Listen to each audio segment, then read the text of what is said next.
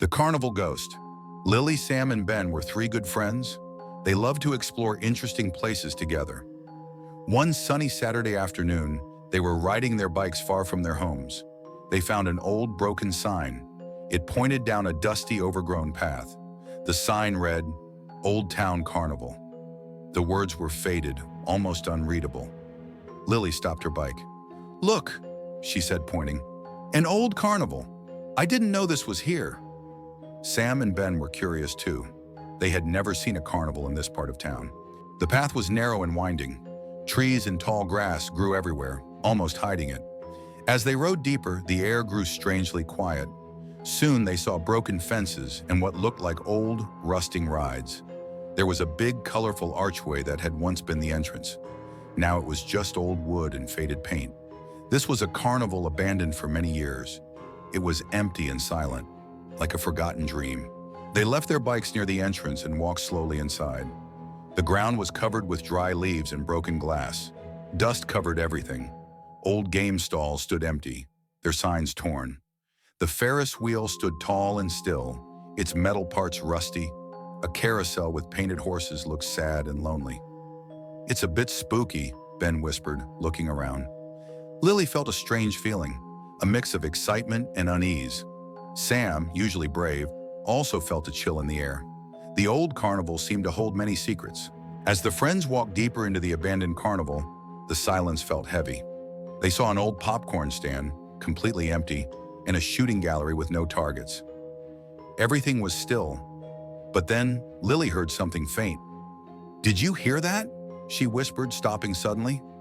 Sam and Ben listened carefully. For a moment, there was only the sound of the wind through the tall, dry grass. Then they all heard it, a soft, distant sound, like faint music playing from far away.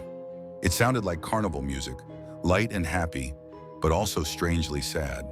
"It's just the wind," Sam said, trying to be brave, but his voice was not strong. Ben looked a little scared. "No, that's not the wind," he mumbled. The music grew a tiny bit louder. It sounded like an old out-of-tune organ. Then they heard something else. Soft, joyful laughter, like children playing. But there were no children around, only the three of them. The laughter seemed to come from the direction of the old carousel. They walked slowly towards the carousel. The painted horses stood still, their eyes empty. But the music became a little clearer now, and the laughter seemed to swirl around them. It was a strange, happy sound in such a sad, quiet place. Suddenly, the music stopped. The laughter also stopped. The silence returned, even heavier than before. Lily shivered. "Let's go," she suggested, feeling a growing unease. But Sam, feeling brave again, wanted to explore more. "Wait, let's just look at the Ferris wheel," he said. They walked towards the towering, rusty ride, trying to shake off the strange feeling.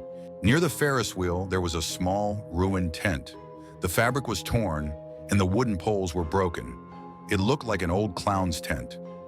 As they passed by, a strong, sweet smell filled the air, like old popcorn and cotton candy. This smell was not unpleasant, but it was very odd in an abandoned place.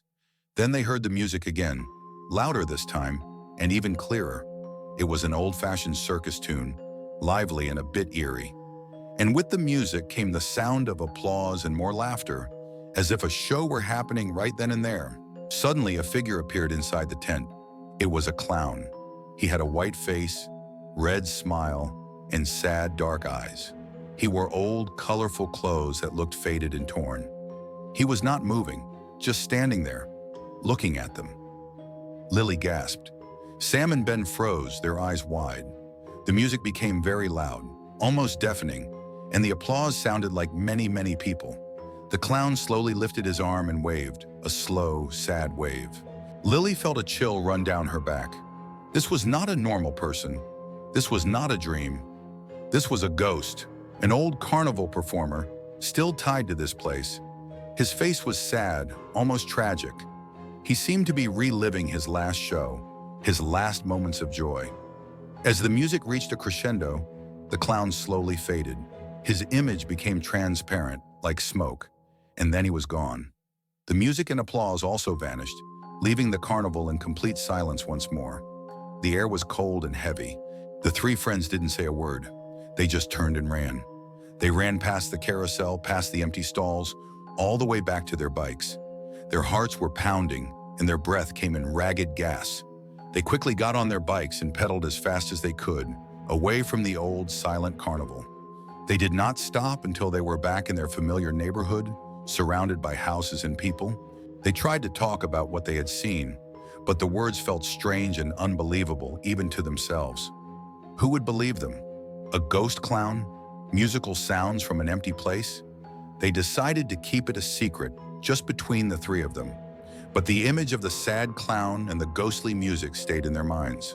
Sometimes when the wind blew just right, they thought they could still hear a very faint, sad tune carried on the breeze, reminding them of the lost carnival and its lonely performer. The abandoned carnival remained hidden, forgotten by most, but for Lily, Sam, and Ben, it was a place where the past lingered, a place of mystery and a little bit of fear, where the Carnival Ghost performed his silent, unending show. They knew that some places, even abandoned ones, hold memories that refuse to fade away.